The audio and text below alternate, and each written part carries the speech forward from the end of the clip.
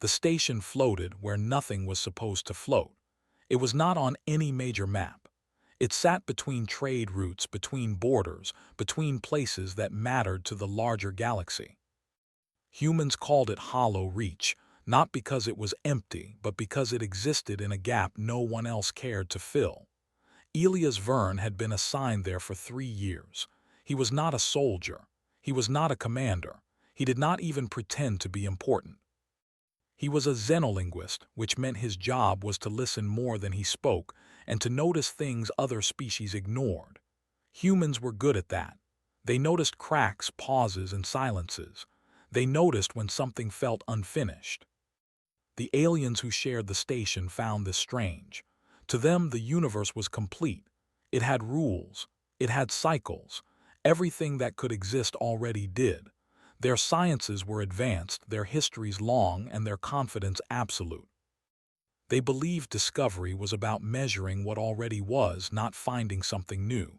Elias did not argue with them. He had learned early that arguing rarely changed minds. Instead, he observed. Every day followed the same pattern. The lights adjusted. The hum of the station remained steady. The stars outside did not shift in ways that mattered.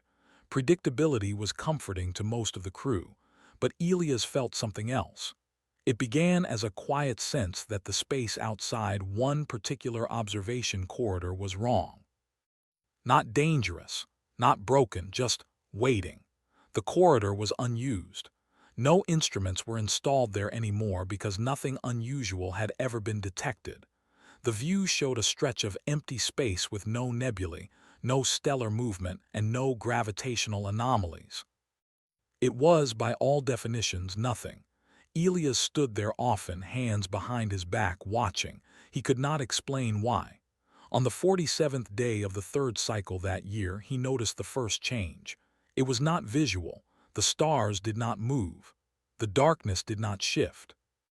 But the silence felt heavier, like the pause before someone speaks. Elias activated his recorder and spoke softly, more to himself than to anyone else. Log entry. Corridor 7 still shows no measurable activity, but I feel anticipation. He stopped the recording and let out a quiet breath. Feeling anticipation in space was not scientific. He knew that. Still, the feeling remained. Later that day, during a shared analysis session, he mentioned it. There is an area of the station that feels incomplete, Elias said carefully. The Keth observer tilted its elongated head. Define incomplete. I can't, Elias admitted. That's the problem. The others exchanged glances. One of them produced a soft clicking sound that Elias had learned meant polite dismissal.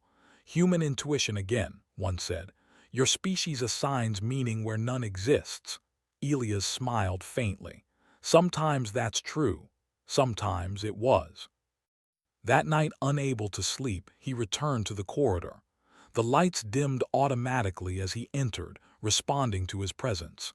The empty space beyond the transparent barrier looked the same as always, and yet his chest tightened. He stepped closer. The glass was cold beneath his palm. He rested his hand there, feeling foolish and strangely calm at the same time. "Hello," he said quietly. Nothing happened. He almost laughed at himself and turned to leave. That was when the air changed. Not the temperature, not the pressure. Something deeper.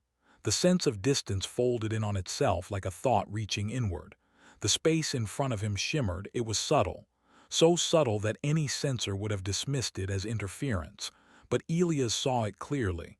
A line appeared. Not light, not darkness. A division, a door. It had no handle, no frame. It was simply a separation between what was and what could be. Elias did not move for a long time. His mind raced through procedures, warnings, and protocols. He should report this. He should alert the station. He should back away. Instead, he spoke. "I don't know who you are," he said, "but you're welcome." The line widened. The door opened. There was no explosion of light, no rush of sound. The opening revealed something that did not hurt the eyes but made the heart ache. It looked like a horizon made of memory and promise. Colors that did not exist blended gently into one another.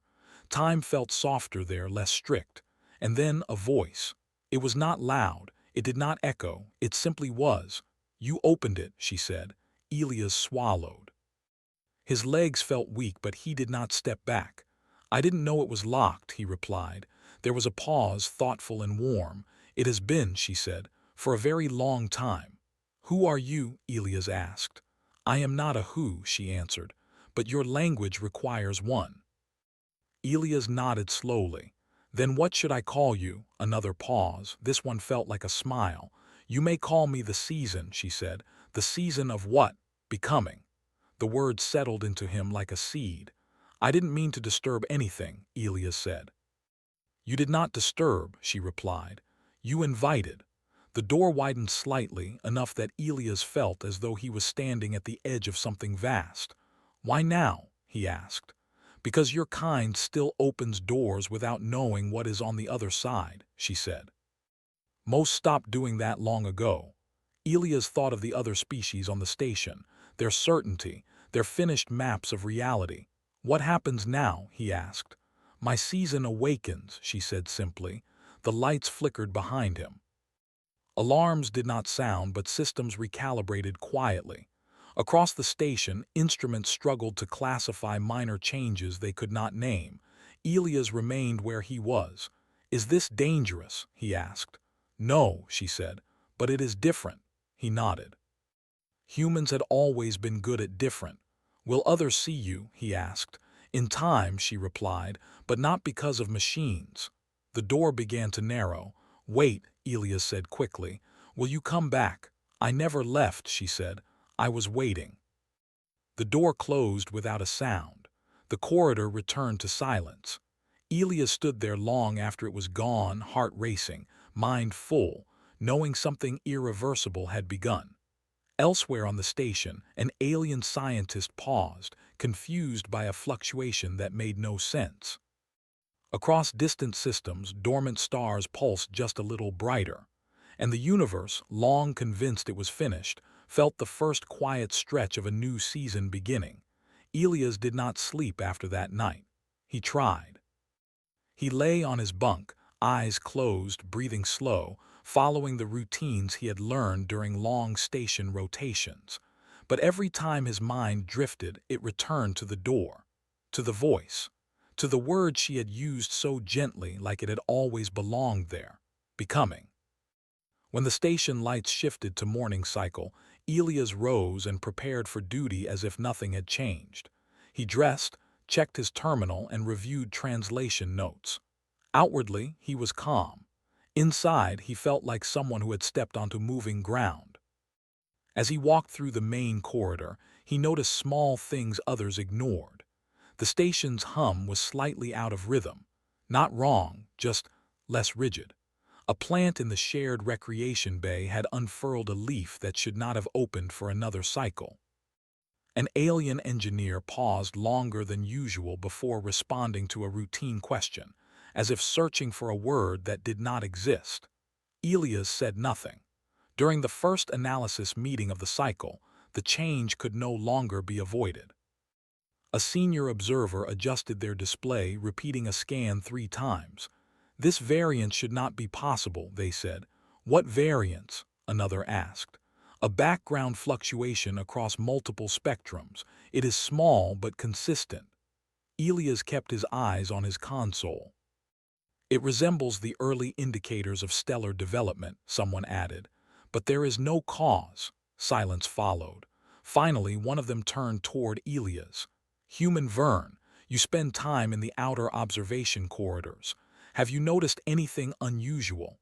Elias hesitated. He thought of procedures, of containment rules, of how other species treated the unknown as a flaw to be corrected. "I have noticed curiosity," he said carefully. Several heads tilted. "Explain." "The universe feels like it is asking a question," Elias said. Not breaking a rule. That earned him the sound of restrained irritation. "Questions are irrelevant," an observer replied.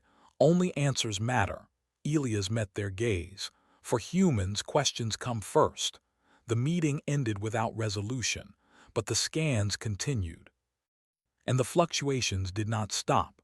Over the next few cycles, reports spread quietly through interstellar channels.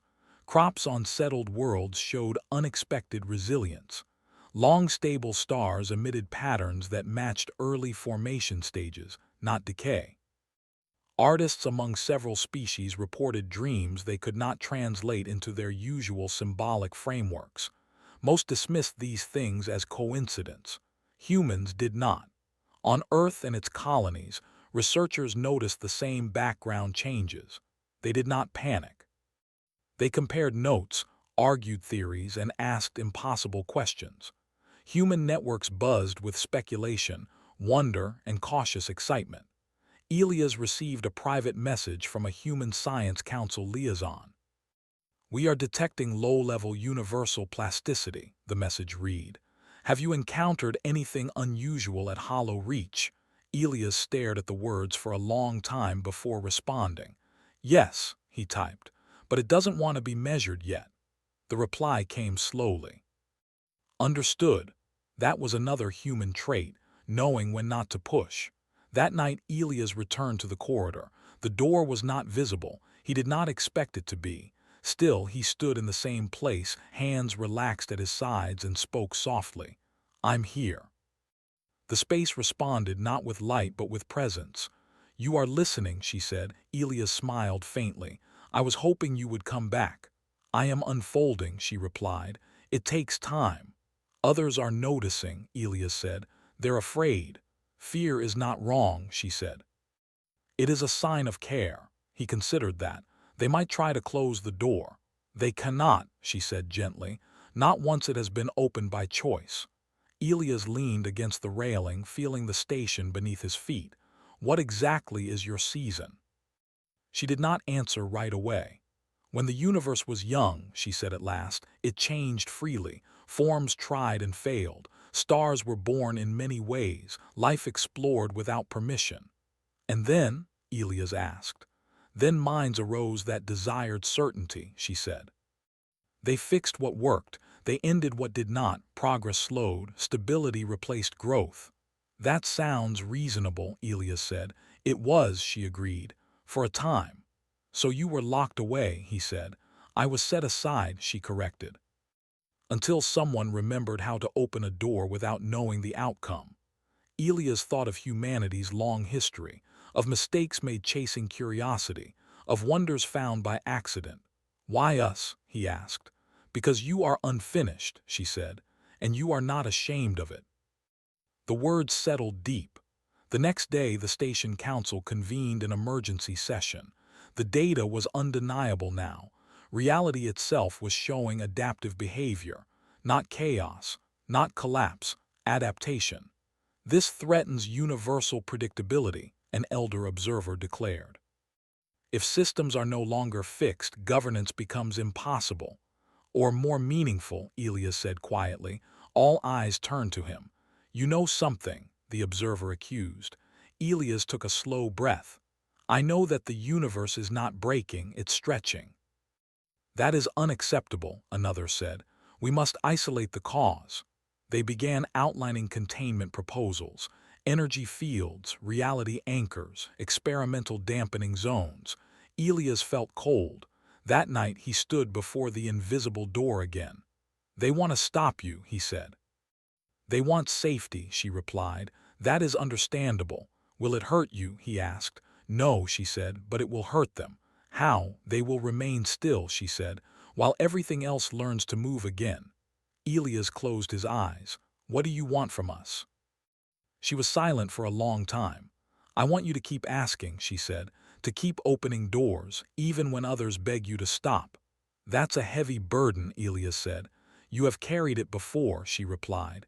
"You crossed oceans. You left your world. You spoke to the stars." He thought of Earth, small and bright and stubborn. "I don't know if we can convince the others," he said. "You do not need to," she said. "You only need to be human." The next cycle, humans across known space began doing what they always did when faced with the unknown. They shared stories, not data, stories. Explorers spoke of feeling possibility in empty space. Farmers spoke of soil that responded differently when treated with care. Scientists spoke openly about not knowing and how that excited them. Other species listened, confused and uneasy. But some felt something stir. A young alien apprentice admitted in private that they had dreamed of building something new, not because it was needed, but because it felt right. An elder artist found their hands moving in unfamiliar patterns. The season spread quietly, not as force, as permission. Elias stood in the corridor once more, watching the stars shimmer with subtle potential. "Your season is awakening," he said softly. "Yes," she replied. "Because you opened the door." "And what happens next?" he asked. The space around him felt warm. "Now," she said, "the universe remembers how to grow." The universe did not change all at once. It changed the way dawn comes to a quiet town, slowly, gently. So softly that many did not notice until the light was already there. Elias felt it in his bones before any instrument confirmed it. The station no longer felt like a machine floating in space. It felt like a place that was awake. He continued his duties as before. He translated, he observed, he listened. But now when others spoke, there was something new behind their words. A pause, a curiosity, sometimes even doubt. Doubt had once been unthinkable. Reports flowed in from across known space, not of disaster, not of collapse, but of small, impossible things. Long-dead research paths suddenly producing results. Cultures that had repeated the same traditions for thousands of years quietly changing a detail, then another. Children of several species asking questions their elders had never asked themselves. The councils struggled. They held meeting after meeting, trying to define what was happening so they could control it. They named it an anomaly, then a phase shift, then a problem. Humans named it something else. They called it a chance. Elias received messages from Earth and the colonies every cycle now. Scientists, poets, engineers, teachers, all asking different questions but all circling the same idea. What if the universe was not finished?